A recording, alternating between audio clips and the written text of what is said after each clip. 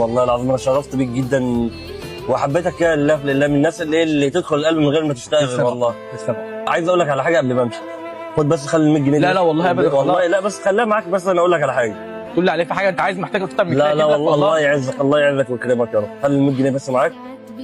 انا عايز اقول لك على حاجه. انت شايف الشنطه اللي انا لابسها دي؟ طبعا هي الشنطه دي ما فيهاش لا كتب دراسيه ولا كده. الشنطه دي فيها كاميرا سريه كده صورت كل اللي حصل. كاميرا؟ يعني احنا بنعمل مواقف في الشارع تجارب. طب انت دلوقتي انت قلت لي على الكاميرا خيتنا واحد يزعل مني دلوقتي وما لا لا أعرفوش. والله لا، انت اثبتت لي. انت وقفت معايا يعني ايه، وقفت ضد صاحبك معايا يعني ايه.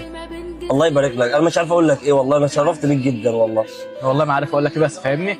انت ممكن تعمل الحركه دي مع واحد تاني ويرد عليك مثلا بوش واحد، مثلا لو عارف كلام ممكن. لا لا لا انا على فكره في موقف زي هم على فكره انا دخلت عليك كده يعني حسيت ان انت هتساعدني يعني ايه في موقف. ده لا لو ما عملتش كده فاهمني هقع في حد مش هيساعدني. الله يبارك لك. الدنيا دواره عملت لك خير بكره الاقي خير. الله يبارك لك ويحفظك. والله انا شرفت بيك جدا. بس ماشي اتوكل على الله وخلي السندوتش يا عم ايه. لا لا والله ابدا جاب يعني اسمك جاب اسمك خلاص والله. خلاص والله يا مسامح. وانت لو محتاج اي حاجه والله انا برضه اخوك. الله يبارك لك. هي دي حاجه بسيطه والله بس فاهمني. لا لا والله لا الحمد لله مستور يعني الحمد لله. تسلم يا اخويا. ماشي شرفت بيك عايز حاجه جدا. انت؟ تسلم قلب اخوك.